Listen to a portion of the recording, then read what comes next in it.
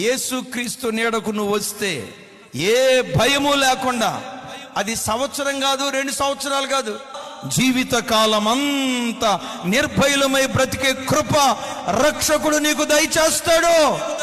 ఇంట్లో ఉన్నా లేకున్నా, ఆమేన్, డబ్బున్నా లేకున్నా నిర్భయంగా బ్రతికే కృపిస్తాడు. సార్, ఉద్యోగం ఉన్నా లేకపోయినా, వ్యాపారం ఉన్నా లేకపోయినా, ఆస్తి ఉన్నా లేకపోయినా, సార్ గవర్నమెంట్ ఉద్యోగం ఉన్నా లేకపోయినా, వ్యాపారం సరిగ్గా జరిగినా జరగకపోయినా, తినటానికి తిండున్నా లేకపోయినా, మీకులాగా బిర్యానీ లేకపోయి ఉండొచ్చు, కారపు మెతుకులు తిన్నా నిర్భయుడిగా బ్రతుకుతాడు సార్ యేసుక్రీస్తుని కలిగినటువంటి వాడు.